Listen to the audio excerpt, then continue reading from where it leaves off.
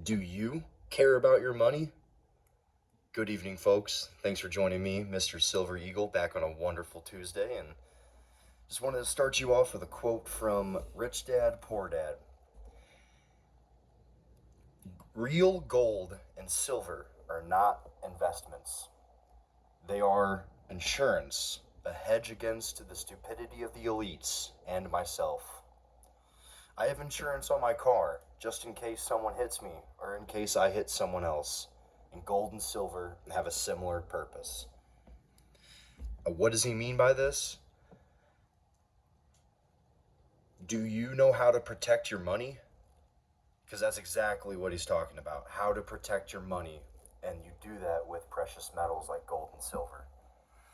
Not only do they protect your money against inflation, the dollar value going up and down of the actual dollar itself, but if the world may end, like this is why people call the stackers of silver and gold, doomsday preppers too. That's where we get our bad rep from.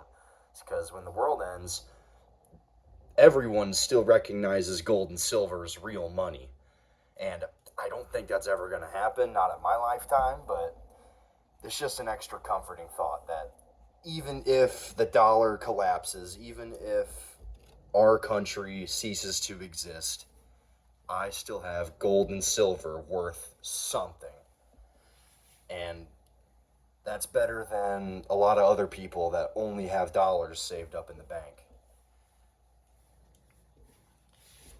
Here, folks, I have a Morgan silver dollar. First year release, 1878. It's actually a Carson City minted Morgan dollar. And it is in really rough shape, but here goes to say that just because it's in rough shape doesn't mean it's worth less than, it doesn't mean it's not worth a lot. This specific example, Carson City minted, is worth around $130 in this condition. And I think it's like a fine condition. The rim is completely there. It just has that weak spot right there in the we, and in God we trust. But this is what our money used to look like. Backed by silver, backed by gold.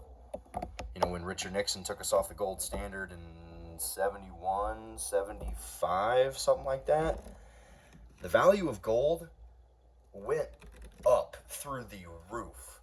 Same thing happened whenever they took our gold away in 1933. Gold was, they bought everyone's gold back at $20 an ounce. But then whenever they stopped buying everyone's gold back, they raised the price of gold to $35 an ounce. Frickin' crooks. Long story short, never sell your metals to the government. Never sell your guns to the government. If that wasn't a easy enough decision for you to make in the beginning. Because you're basically selling away your insurance.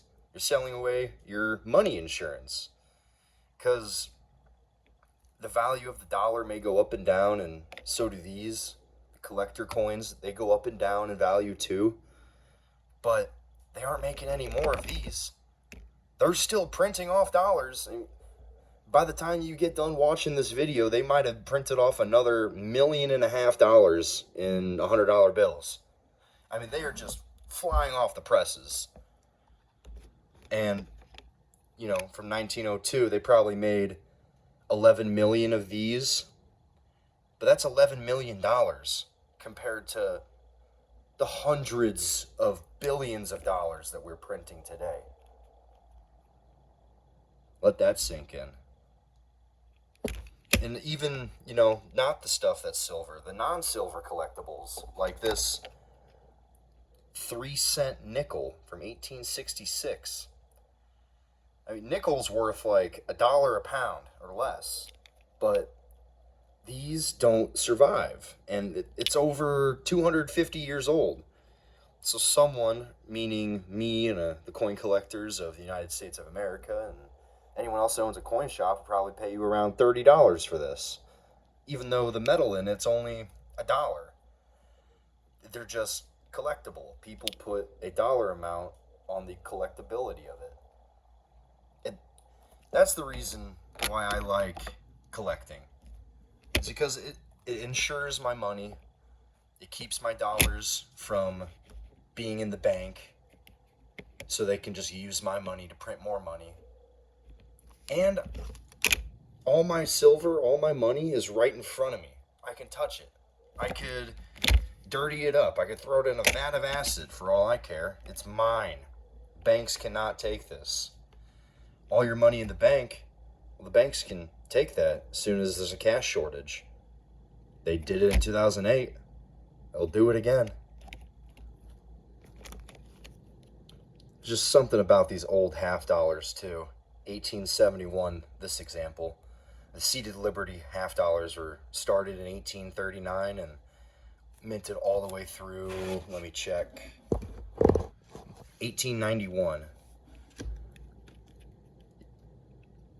This is an old coin, and it used to be the standard for our money, made of silver, and it had the purchasing power of the silver it was made of. I know I'm going back and forth here, guys, bear with me, but I got a lot of important stuff to tell you, just and finding the most coherent way to tell it.